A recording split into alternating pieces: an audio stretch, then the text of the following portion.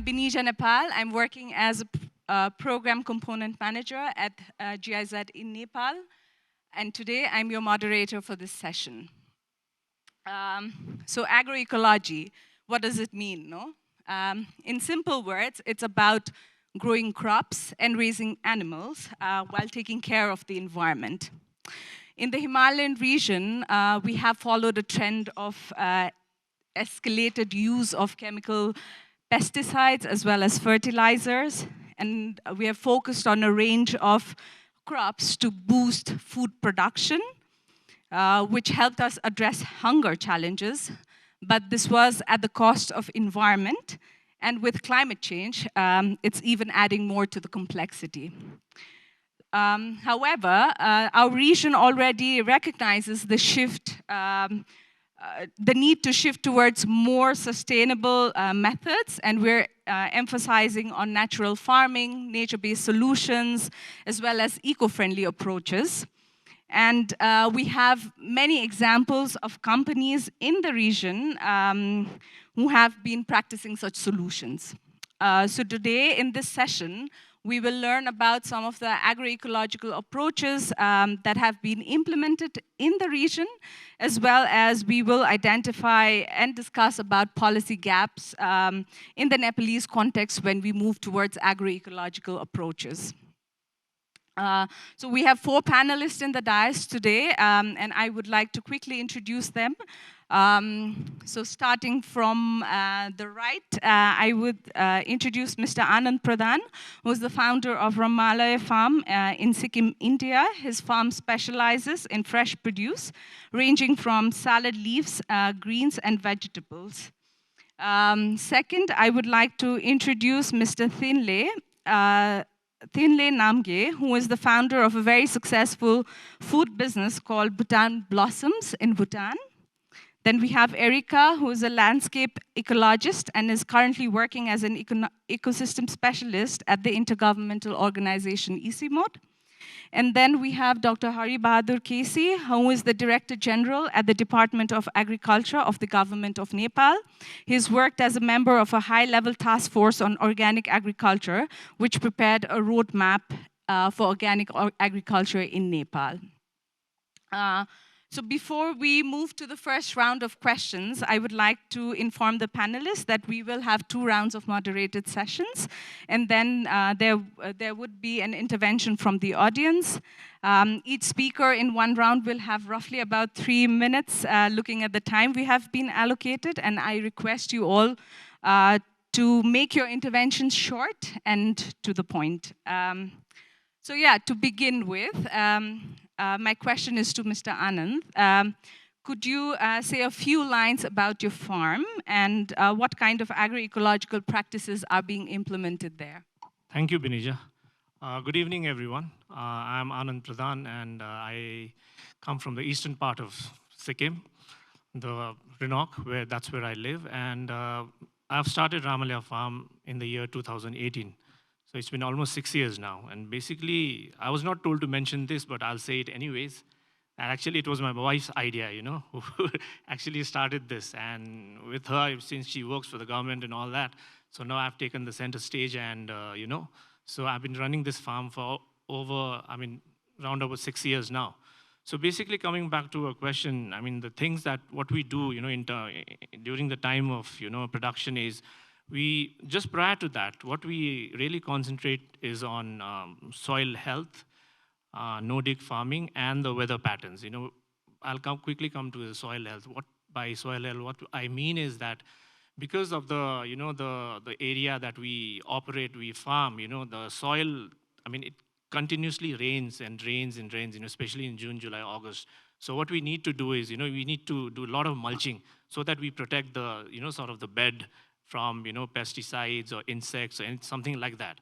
The second point is, you know, I mean, no-dig, I really believe in no-dig farming is once we dig up a certain amount of land, that is only the time we dig, and we never do it again.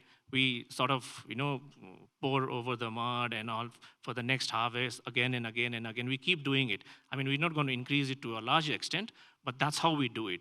So this is another one. And the third one is what we do is like we make sure the area where we are farming, it's very clean so that, the harvest is good. Because in our place, no two season is the same, It's totally different. And the weather, we have to be really careful about that because a place where I stay, 10 minutes from my place, the weather is totally different. I mean, 20 minutes if I say. So there the trees are dead and those trees are thriving here.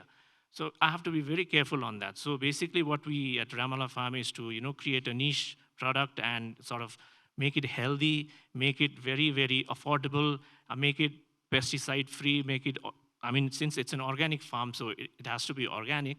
So we try and do that, and since it's a small market and there are so many challenges in it, we just try to make sure that, we get the best produce to our, customers in and around Sikkim. Thank you. Thank you, Anand. I think you explained briefly about the production phase and how you're incorporating agroecological practices. Now, moving to Mr. Thinley, you being in the food business, Bhutan Blossoms, could you explain 2 or 3 lines about your food business and how you're incorporating agroecology principles to enhance sustainability, your product quality, as well as market competitiveness?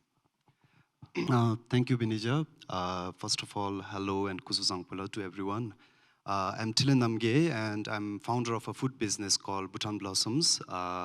And what we do is we work very closely with farmers in rural farming communities across Bhutan, and we do the production, manufacturing, and marketing of these products, basically. And so far, we've been catering to the local market, as well as we've been also exporting to Europe, Switzerland, and Australia as well.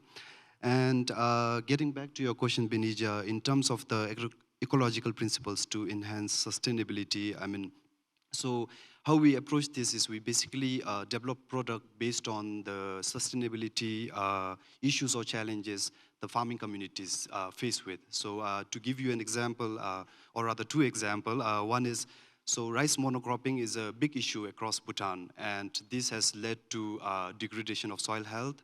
This has also led to increase in pest attack, weeds, and hence this has been a major sort of challenge in sustainably doing farming. And how what we have done is, in order to sort of break that cycle, we have encouraged farmers to grow soya by providing them with market access. And what that does is, soya being a leguminous plant, it sort of fixes nitrogen in the soil, meaning it improves the soil health, and that way it also breaks the weed and the pest cycle. And how we have sustained that solution is through development of product. So we have developed tofu out of it, and we've been catering it into the local market for past 2 years now. And and that way we try to develop a sustainable solution for the agriculture system through value addition of products, basically. And the second example is due to global warming. I mean, there's heavy monsoon rain across Bhutan, and especially with the farming communities that work with. It's a very rural farming community in western Bhutan called Rachuka, and there's heavy monsoon rain, and because of that, the topsoil has been running off. And what we did was we encouraged farmers to grow perennials, basically. So tree tomato, for example, and other crops, and that sort of covers the soil and helps with retaining the nutrient of the soil, basically. And then in turn, we buy these raw materials again, and then we make it into different food products. So that's in terms of the agroecological principles to enhance stability. When it comes to product quality, so we've been primarily focusing on strong standards, both the local practices as well as the international practices. So for example, in terms of manufacturing our product, in the manufacturing unit, we have implemented HACCP and ISO certifications, and also used local certifications such as good agriculture practices, good manufacturing practices, and good hygienic practices to maintain the quality of our product. But on the farm level, we have also implemented both local as well as international and third-party certification. So I am very happy to share that we were actually in collaboration with our farming partners, we established one of the very first EU organic certified farm in Bhutan. And that was a milestone because Bhutan in general has this goal to go organic, and so yeah. And in terms of the product quality, again, sustainable packaging solution. I mean, earlier this morning, Mr. Ajay from Penguin, he was talking about how they're producing this sustainable packaging solutions, basically. And we had interesting discussions over the lunch, and we are discussing how we as food products producer can also use those labels and improve our packaging materials to make it more aligned with sustainability. And so yeah. And in terms of the market competitiveness, I mean, again, we are basically, I mean, we hear this over and over again where more and more people say when you market your product, you don't actually sell your product, but you sell the story behind it. And we've been so far trying to communicate the values that we have, which is the strong environmental mission that we have, but at the same time, the strong social mission that we have as a company, which is to empower rural farming communities. We have developed a rather radical more business model where 20% of the annual company profit is given back to the farmers we are working with. And 20% is again given not only to the farmers, but also the farming communities. And these funds could be used by the community to develop, but in line with sustainable agricultural practices. And we are using these stories basically to market our products. And I mean, at the end of the day, no matter how good a business model is and how sustainable it is, if there's no market, then it doesn't work. So we've been really trying to focus on diversifying our market. So we've started with local market and local regular market, but at the same time, we're also focusing on niche tourist market in the local market. And then we've also tried to expand in international markets, which I've mentioned before. And my hope is also through collaborations like this, we can slowly expand into the regional market as well. Thank you. Thank you very much, Thinley. I think what you're doing is really incredible, and I think it's also a learning for us when we sit in this forum today. Now I'm looking at Erica. You coming from a knowledge organization, ICIMOD, how do you think we can foster effective collaboration between education, research, and extension services to promote and advance agroecology? And since you've also been a part of the action research work in the GRAPE project, maybe you can share some of your insights. Namaskar and good afternoon, everyone. Thank you, Benija, for this opportunity, and I would like to also thank the organizer for giving this opportunity to me on behalf of ICIMOD. Let me first start with agroecology, as it covers so many facets that Anand and Thinley was mentioning about, right? Those are integrated and so much interwoven. Whatever we talk about soil health, we talk about water efficiency for irrigations, pest and disease control, likewise like pollinator and pollination services, weed management, and so on.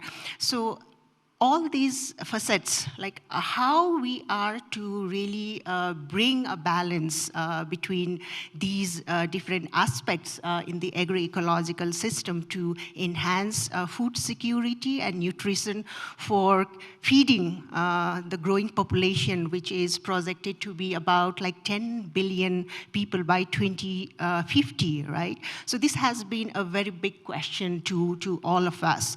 And on top of it, we are talking about the impact of climate change, like how this is impacting the farming system as well as the livelihoods of the people and the farmers themselves. The projections saying that there would be a reduction of 10 to 15% of food production given the impact of this climate change. So our education institutions, our universities, really taking that kind of a space to really address these current discourses that we are having in terms of these rapid changes, in terms of socioeconomic and environmental changes that we have been facing.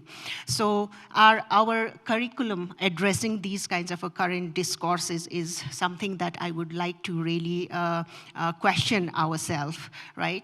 So when we are talking about research components, there have been good researches done, evidences are being generated, but how these are being translated into the education systems, included into the curriculums, is something, even in the schools and the universities, is something that we really need to work at.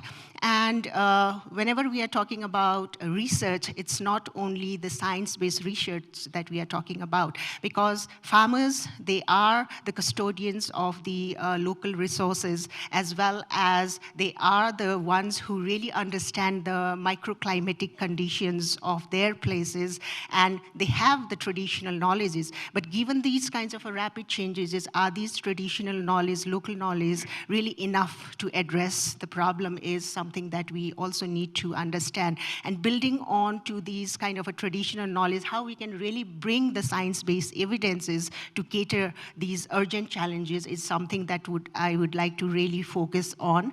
And giving example, as Benija said, that ICIMOD, we are implementing a GRAPE project in collaboration with GIZ Nepal and funded by EU and Government of Finland and Germany. So in this project, like we are working together with the universities, doing action research on the ground together with the farmers on their field. So not doing research in a very closed environment, but doing the research, action-based research, bringing those research to address the practical issues on the ground is something that we are really working at. And one of the positive things that this brings is for the farmers particularly, the way they are doing the business as usual practices, they see the differences between the productivity, their soil health, the water efficiency things, and this really helps them to really adopt the technologies, the modern technologies that could really address those problems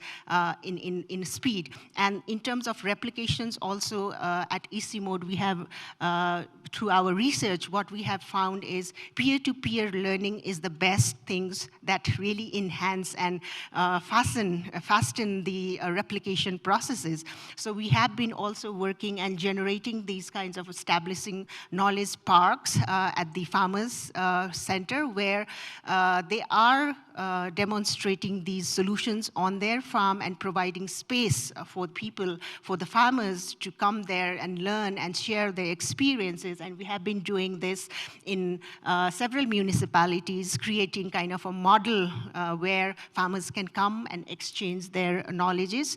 And lastly, when I come to the extension services, like here, in case of Nepal, like after the federalizations, like we have like the NARC institution, the research institution is there at a national level. They are doing the research, and the agriculture department is there to extend this research into and take those findings to the farmers door to door, right?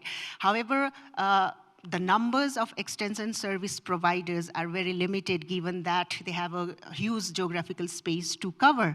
So I really see the opportunity to also bringing the private sectors in terms of, based on these research findings, how we will be really simplifying these findings and developing these agro-advisory services for the farmers who could not really reach out to these extension, government extension service providers. I think these are some of the examples that we have been trying and testing under GRAPE in Karnali and Sudur Paschim provinces, and hopefully like replicating this, working together with the government in other provinces as well.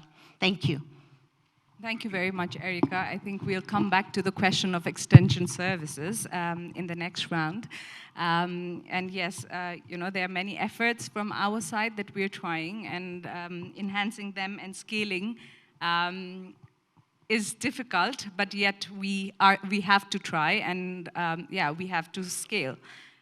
So moving on to Dr. Hari Kesi, my question to you is, specifically in the context of Nepal, what are the gaps within the existing policies to support agroecological approaches? Thank you, Benijaji. Namaste to all. First of all, I would like to thank the organizer to give this opportunity to talk with you all. Regarding the government policies on ecological agriculture, we are in terms of policy, we are in, I think, in a good position also, because from 1990 onward, until that time, we were talking about commercial agriculture, we were talking about the productivity and all those modernization of agriculture. That is necessary also. Till now, we are working on that. But from 90 onward, the issue of this ecological things, this food safety, nutrition, environment, these issues emerged very prominently in the market, in the social forum, and in all over the country. So the government started to prepare the policies to address these issues also. Because in a bit more years back, there was a type of sustainable farming. And with effort of our technology, with effort of the government and all the stakeholders, we changed a bit, we moved a bit ahead.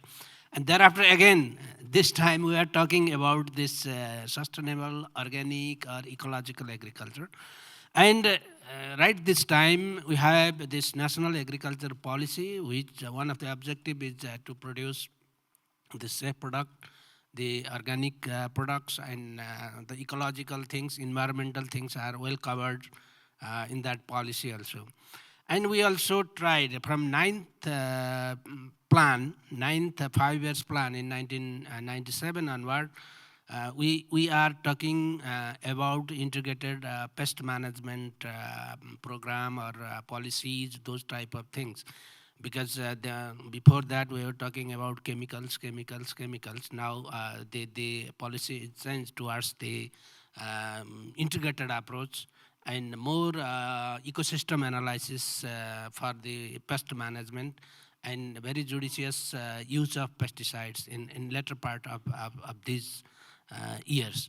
And also, we have a very good agro biodiversity policy, biodiversity conservation policy, which is a very good policy, which is a very which has a lot of policy provisions for conservation and utilization of agro biodiversity and the promotion and utilization of those type of things. So these are this is climate change policy. In recently, the climate change policy is updated, and in these 5-6 years or 10 years, the climate change, the impact of climate change in agriculture and in environment has become very prominent, and it is giving a lot of trouble to the farmers in many parts of the country, especially in mountain agriculture. So this climate change or food safety, those type of things are new to us, all of us. In terms of policy change, you see, it is not, it has not become immediate. We cannot change policy immediately. So now the gap here, what I would say is to address the impact of climate change in whole agricultural system, to make it more resilient and to work on more on agroecological things. There is still policy gap I can see in this latest issues of agriculture. And also we are facing some gaps on this disaster preparedness or disaster management, mitigation, those type of things. There are some programs, there are some documents, but still this issue has become very prominent in recent years. We can see, we had observed a very difficult situation in, I think 2 years before, in the winter rain that destroyed the rice production in many parts of the country. This type of things are there. Even this year, we are observing a late winter. And this has affected the cycle of the cropping, cycle of the harvesting and everything. So there is a gap in our policy to address this type of issues very well, that I can see.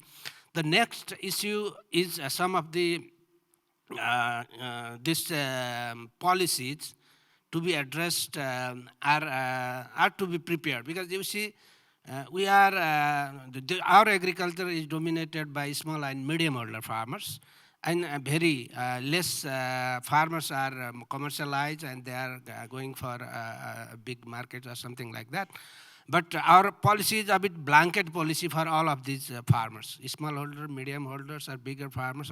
We have the blanket policy. So we need some policy differentiation to these type of farmers, because some needs more facilitation, some subsidies or those things. Some farmers need more technology or advanced technology, something this type of things.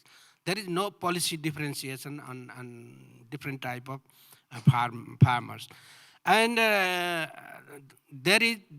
needs some sort of policy support on technology development. The policy that Erika ji has mentioned a bit, the technology development, we have NARC and some universities are working, but there is no very clear-cut policy for the emphasis to be given to the technology development, because these times without technology we can do nothing in any sector of the science.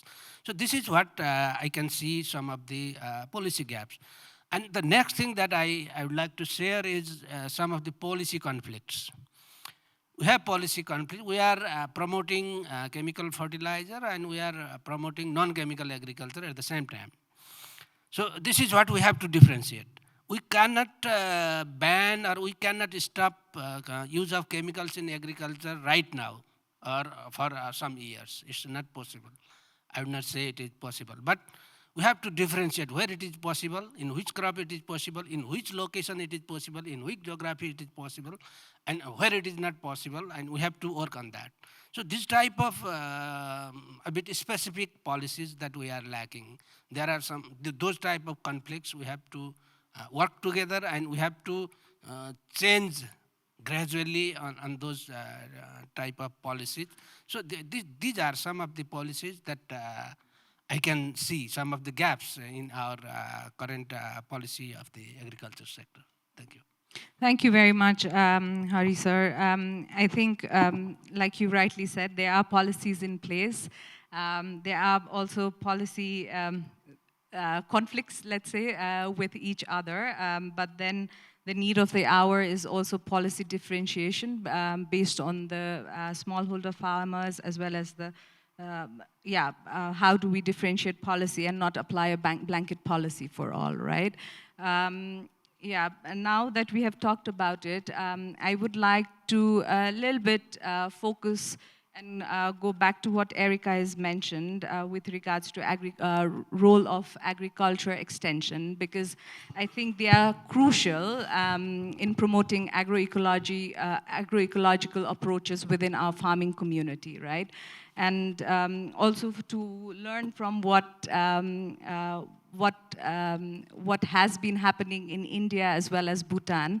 Maybe Mr. Anand, you could kindly highlight on what are the provisions in your country or state for extension services to ensure accessibility to the farmers.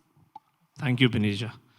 That's a very important and interesting one you just mentioned, And I have two ways of looking at this, the extension service. One is on the India as a whole. I mean, there are banks like NAMAD and all, they're helping, farmers and all. So, and there are a couple of financial organizations in Gujarat, Madhya Pradesh, where, they help the farmers. But those farmers are heavily into monocropping, I mean, in the sense they harvest only one kind of, produce all the time.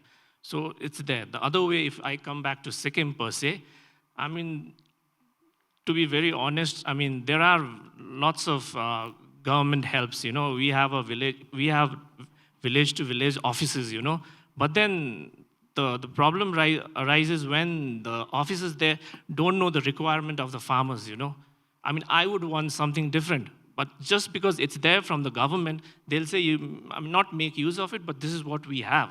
So there's this, what do I say? There's a gap, between what I want and what they give me, So that is one thing. So what happens invariably is we are left to fend for ourselves, What I do in my farm is we do, mouth to mouth, word of mouth and social media, their friends, that's what. Because if I I mean, if I, just wait for the government's extension services, it's not feasible for my produce, because the kind of produce I grow is like totally different from what, the other farmers in Sikkim would do. For example, a farmer in West Sikkim, he is very good at growing tomatoes or peas or cauliflowers or broccoli, but they do in bulk, and the government come in, they take it and they dump it in some office. And as time goes, weeks go, so the produce will go out from the shop or the godown. But for my farm, that is not feasible, because if I, for example, if I say, I'm taking 20 bunch of lettuce and giving it to the government, representatives, they are not going to sell it that day, that thing is going to go to the godown. And you can imagine by 10 days how it'll be brown. So it doesn't help me. For me, the kind of extension service I need is an immediate one, and the kind of, it's like slightly on a different end, my produce and all. So maybe that doesn't work, with the government. But having said that, the government policies are there. They come in, they give you, the manure is there, the seeds are there. But we need to do more, because there is this, what do you say? There's certainly a big gap, The farmers, they themselves don't know, and I don't blame the government or anything like that. I'm not saying that, but it's how we are, how we project ourselves to the officials there, we need to be more, I wouldn't say aggressive, but, sort of, get to the point. And this is what we need. Don't give me what you have. Give me what we need, It's very difficult. It's very challenging there, because of the terrain, because of the weather condition. I'll give you an example. Like, suppose this, for, let's say, 2023, I had a good harvest of X produce. I cannot guarantee in next 24 it'll be the same, It's like totally different. No 2 months are really same. That from my personal experience, I'm saying, I'm mentioning it to you. And again, coming back to the extension service, so that is what is happening with the government. They give you pesticides. They give you around 10 bottles of pesticide. They themselves, without knowing what it is there, the educated ones will sort of read and, see whether your land is acidic, whether your land is, something different. So based on that, you need to do that. So what I would, say that there is this gap, and we need to sort of, come together. And the visits by the horticulture officers or, the person in charge of it, they need to understand, there has to be that personal connection, which is not there, They just come, they say, this is what we have, and they just sort of give you, and we have to make do with it, which is not possible. So what we do, what Ramalaya Farm does is, with the help of our friends, relatives, social media, a little bit on Instagram, and word of mouth, we try and, make our own thing, It's not at all possible just depending on the government, It's a loss-making, business if I, wait for the government to, just help me out, because they'll collect it. During COVID, they said, I'll come, I'll collect it, and I'll put it in the godown. That's not going to work, Suppose if you ordered today, but I want my customer to get it, so like I was saying, you ordered today, by 4-5 hours at the max. Because those kind of the lettuces, the kale, the rockets, whatever we grow, it needs a different kind of a care, So yeah, that's a big challenge, and I hope, in coming months, because to be very honest, at the moment, Sikkim was working towards being an organic state since 2003. And we finally got it, India's first organic state in 2016, which was great. It's everybody's like, pumped up and all. It's happening, But then at the moment, we are like pretty stagnant, we went like this and we're like this, sort of, Even I don't know what to do next because of I'm not saying I want support, somebody should come and feed me, but, there is that sort of a dead end happening. So we need to, sit with the people who are, responsible. Not responsible, who are from the agriculture sector, the horticulture sector, and sort of, tell us, this is how you can do. You don't have to help us, in terms of, to give us money or something. Just give us a little bit of market, And also the food culture, it's sort of developing. It's a small state, So we have to take note of that also. You cannot expect my lettuce to go every day 100 bunches. I am aware of that. The culture is not at all there. We need to develop that. For you to take something from me, you need to like that produce, first of all, right? So I cannot even blame the government straight away. The government is just saying, okay, take this, take that, but they are not doing much. So that is always a challenge, and it's a work in progress, and it has to be worked from our end and from the government's end. Thank you. Yes, thank you very much. Like it was discussed earlier, not a blanket approach works for all, but I think it really has to be demand-driven, and maybe services will also have to be adapt accordingly. So I think I would ask Mr. Thinley the same question as to what kind of provision does your country have in terms of extension services? Thank you, Benija. So with regards to the extension services, I mean, government in Bhutan has been working intensively to decentralize the extension services for quite some time now. I think it started way before that, but in 1980s, actually, Ministry of Agriculture started the decentralization process of extension services, and that was through establishment of district agricultural offices. So Bhutan is divided into 20 districts and then further divided into 209 sub-districts. And in all those 20 districts, there were establishment of district agriculture office to make sure these services were being catered. And in 1990s, it was further decentralized to the sub-district level. So in each sub-district, there are extension offices for livestock, for agriculture. So it has been made very easy for farmers to access the services. But at the same time, government has also been providing subsidies on inputs such as seed, fertilizers and farm machineries and all of these things. And this is more on the production side, and on the post-production and the marketing side, there's a department specifically responsible for marketing called Department of Agriculture and Marketing Cooperatives. And this department is in charge of making sure that once the farmers grow, there are ways for them to get into post-production, be it with value addition, processing, and also help the farmers with marketing. And so, yeah, the government policies have been really enabling for farmers and people in agriculture sector in that sense. But having said that, there are a lot of challenges also. I was just reading, and in fact, World Bank did a study, and in 2019, actually, 56% of Bhutan's population is directly or indirectly related to agriculture sector work. But then, agriculture sector contributes only around 17% in Bhutan's GDP. And that's a rather low number, and so, and this has been due to many factors, but for me personally, I feel like it's, one is due to the implementation part. I mean, due to the geographical location, the farmers and the farming communities in Bhutan is sometimes hard to access, and, it's, and most of the farmers practice subsistence farming with very small land holding, and this has been a major challenge in terms of implementation of these policies at the grassroots level. But also, I feel like in general, lack of know-how, especially in terms of sustainable agricultural practice, has been a major issue in Bhutan, be it at the farmers level as well as at the consumers level.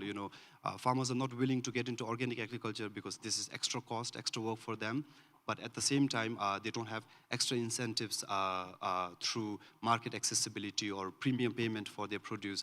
And the market is not willing to get into it because they don't want to pay extra for organic products. And this has been the story for quite some time, but I feel like on the hindsight, there is also a growth and better understanding and better know-how in terms of the true cost of chemical fertilizers and so-called the conventional agricultural practices on the farm, the farming communities, as well as country as a whole.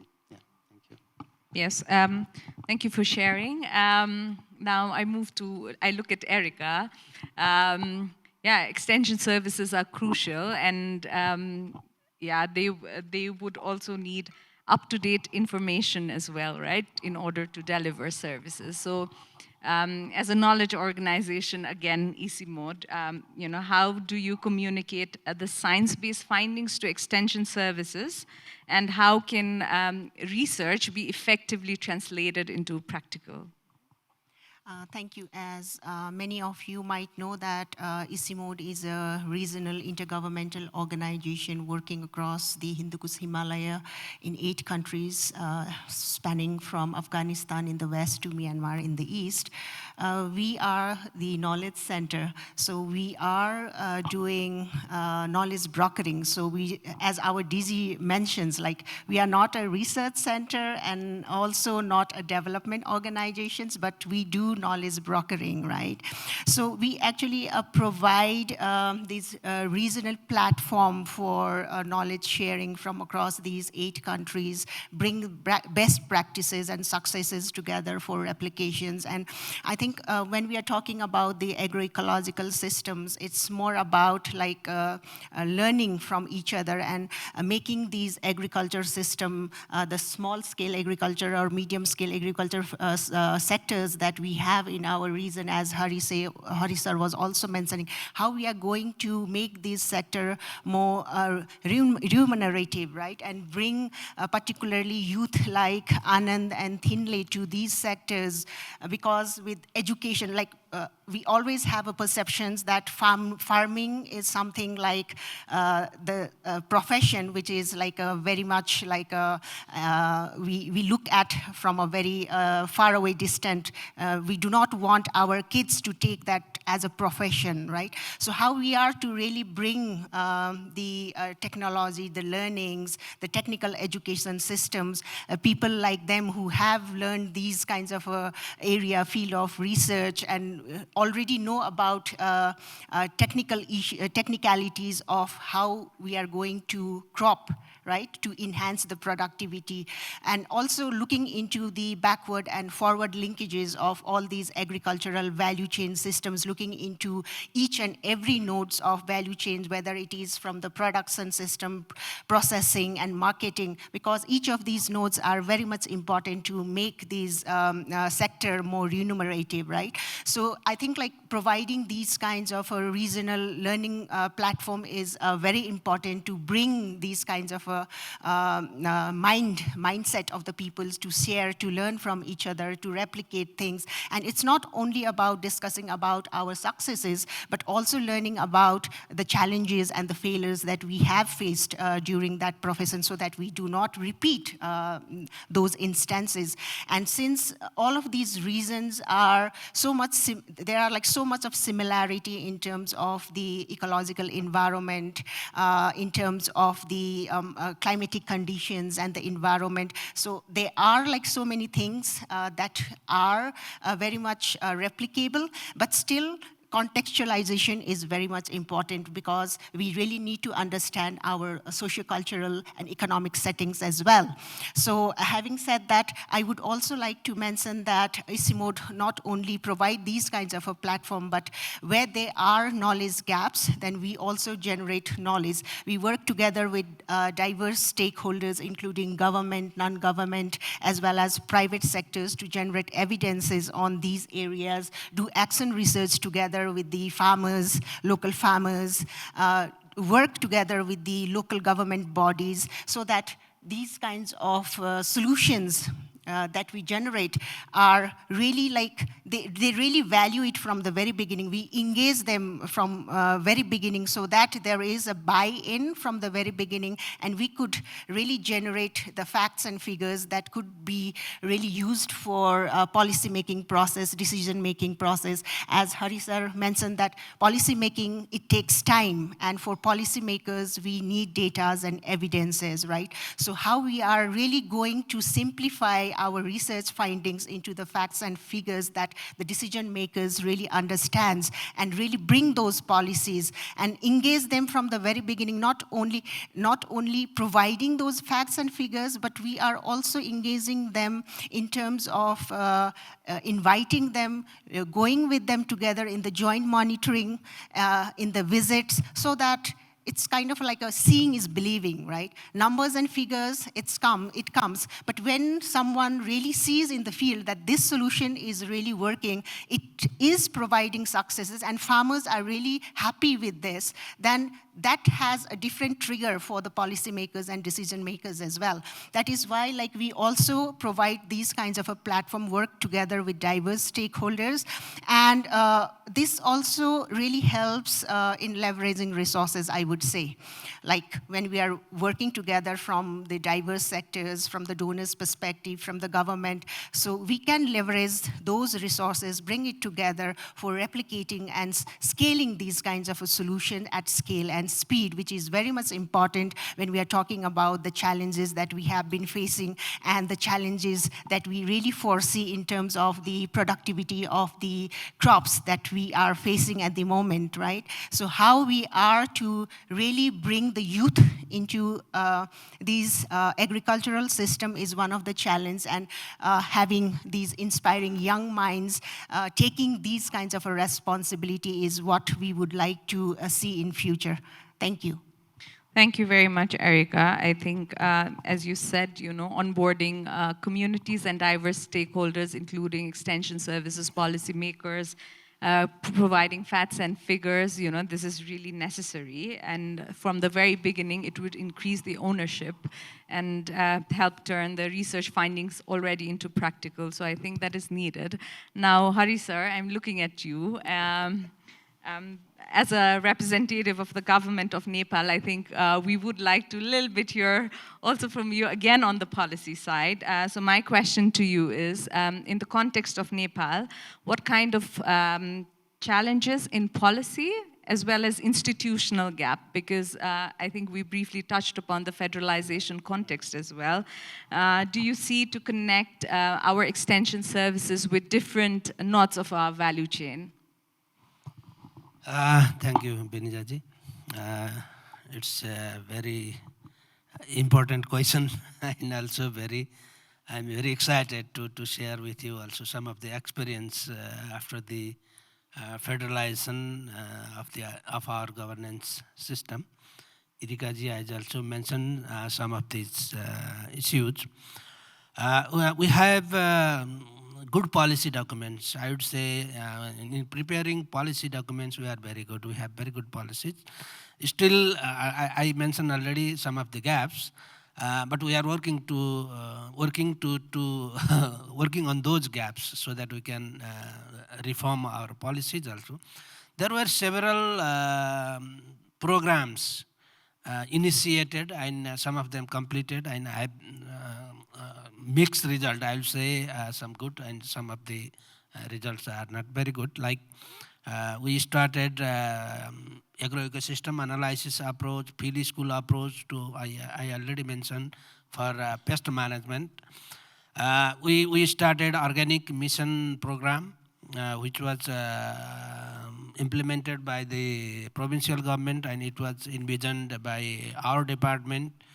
And fortunately, I was one of the member of that team. We also tried this many programs on soil health management, sustainable soil health management. Several, even some projects were there. And we are now pushing these biologicals or this botanicals parts of the pest management, because and we are now implementing this rapid residue of rapid assay of this pesticide residue, and we are testing this pesticide in the market to some extent. I'll say to some extent, not all. And as we all know, Karnali province, it is a very pioneer province to initiate, to be an organic province, like that in Sikkim, or Bhutan is also trying. Our friends has already mentioned about that. And they have Organic Promotion Act also, and they are working on that, and we are on the back to support them.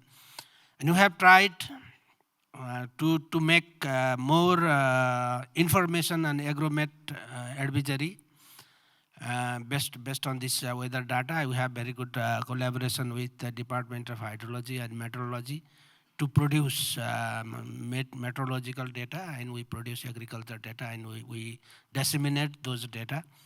And while I was in Gandaki province, we initiated a provincial agro-met advisory also. It is very useful message to the farmers.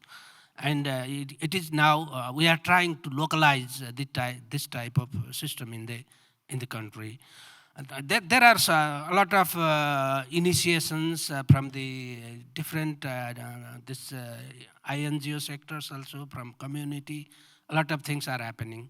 But still, there are some gaps. There are some shortcomings that has to be worked out. Like I would say, some of the institutional gaps, Binijaji has a bit early mentioned about that. After the federalization, we are divided into 3 tiers of the government. Our whole institutions are divided. And with this, there are some coordination gaps between 2 tiers of the government, like from federal to provincial, provincial to local, and these gaps has created a bit difficulties in the policy implementation, program planning, and all those things. Not only within this extension system, like Erika ji has also mentioned about the research and education, the coordination among the research, extension, and education, that has to be a bit strengthened. And it is not at very, we are not in very good position, very good coordinated efforts are being happened. So there is this type of gaps, institutional gaps, program gaps I can see. And regarding in the value chain, we can see in the product value chain, in production, the farmers for agroecological or organic, those type of things, they are looking for the very good alternatives of the chemicals. Because they are ready to adopt these biologicals or botanical things or other good nature-based solutions. But still, the availability, their access to the market is very much limited. So this is a very wide gap that we have to work with research, with product development, and product marketing. Because we can say the farmers, you don't apply a bit hard chemicals. They are very harmful to the environment, to you and all. We can say very easily the extension message is going well. But still, we cannot recommend a very good alternative of that chemicals. We are again back to chemicals like that, you see.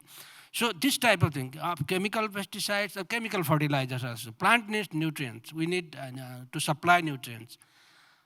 If there is a good sources of nutrients out of that chemical fertilizers, there are compost fertilizers, but the quantity of the nitrogen, phosphorus, or other major nutrients is quite less.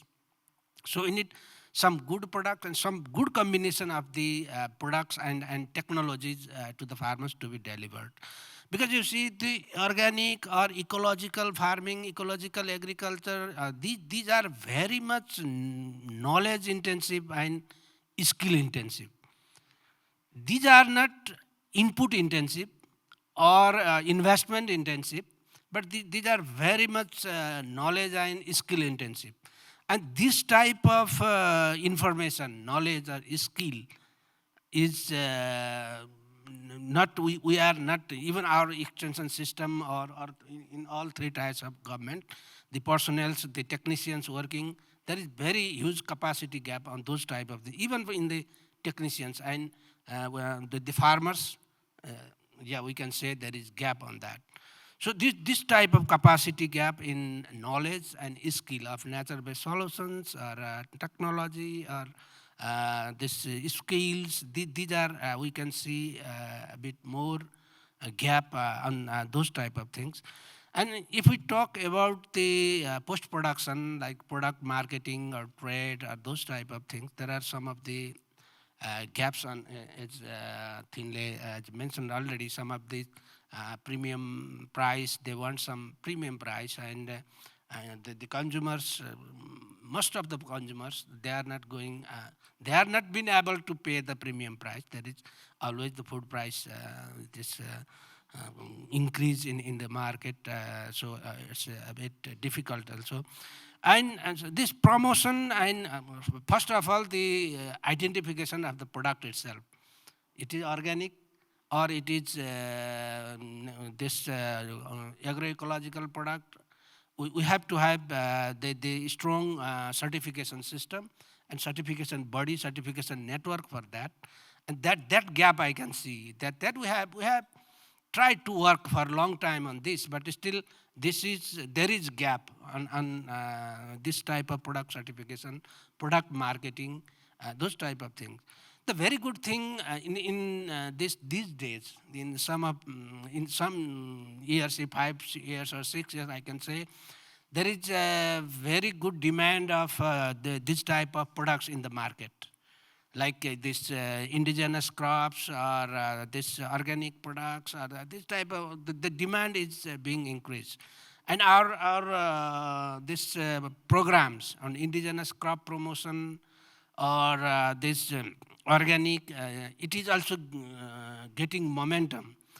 But this type of this product marketing, product standardization, and trade promotion, and there are some of this, the SPS and other hassles in the international trade, that part is a bit, I can see some of the gaps on those type of things. Thank you very much. Thank you very much. I think we have around 6 minutes left. Maybe some 1 or 2 interventions from the, yes. Well, thank you very much. I'm very glad that young entrepreneur farmer Anand is representing Sikkim.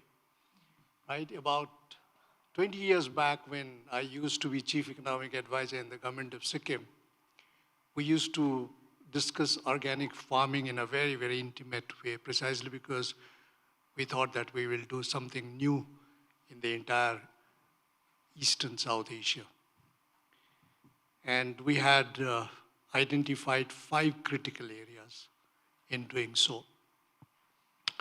One was we were organic, moved into inorganic, and again trying to move back to organic.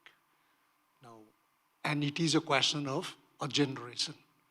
40 years of inorganic farming, moving to organic farming was a big challenge. And at the same time, if you see the consumers also would not like to move to organic because they are not sure that if they can get organic, for how long, right? Inorganic to organic, they can't go back. So that was our first challenge. And in that case, we talked about a critical mass of farmers who would really take this entire business of organic farming forward. In Nepali, we call it Nichod Shakti, right? त्यो निचोड शक्ति कसरी बनाउने भन्ने कुरोमा we used to discuss about it.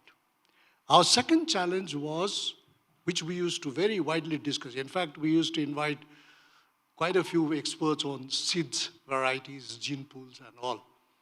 Because we had suddenly realized that our traditional gene pools and seed varieties were badly eroded, right? We knew that some outside seed varieties used to come and they had invaded and changed the entire formation of genetic pools. The third was, how do you get a captive market and remunerative price on a sustained basis? So the question of scale and, right, came. And the fourth was, who will give us the certification, technology, and capacity? And the last one was, I tell you, we thought that in the value chain, we will change the entire structure. Say, for example, large cardamom. Sikkim was the largest producer of large cardamom that time. So at the farm gate, only 30% of the total, prices, total market prices at the farm gate used to get 30%. So Sikkimese farmers will get only 30%. Rest will be outside Sikkim, somewhere in Dubai, somewhere in Malaysia, right? And so 70% of the processings would be done outside Sikkim. And the last 10% is the most price-fetching exercise. So we found that 70% of the farmers are deprived, 70% of the prices which it faced in the market remained outside. So we wanted to change. But I tell you, today, when I go back to Sikkim, talk to farmers, right, I see three very striking things. All these five concerns remain the same. No institutions, no capacity buildings, no extensions, right? No knowledge enhancing practices. Number two, I have also seen that the new generation of farmers, except few educated farmers, new generation of people would not like to do agriculture at all. They would better do 10,000 rupees per day, per month government service, but no farming, right? And the third is the market there is the organic farm products can feed only 8% of the market, total demand. 92% again would be inorganic. So it's a very, very difficult exercise. So it's a multifaceted challenges in a small state Sikkim where the government is very, very compact. So I think one of the reasons why we are raising this issue here is to share experimentation and experiences in this forum so that, Arjun can take it back and say to the government that this is what is happening in Nepal and Bhutan, right? Thank you. Thank you. Sorry, I think we've just now 45 seconds and we really have to close it. So, yeah, I think it was more of a general comment rather than posing questions. So thank you very much. I think we come to a conclusion. I would like to mention that we have such inspiring stories from the two farms that we have here from India and Bhutan. And I hope you have inspired many who are also here. And thanks to Erika as well as Hari sir, who have highlighted on the policy gaps, also the collaboration between education research as well as extension services. We have a long way to go, but at least we have started it. And we need to enhance and scale agroecological approaches to have green, resilient, agricultural, productive food systems. So thank you very much, everyone. I hope you had a nice session.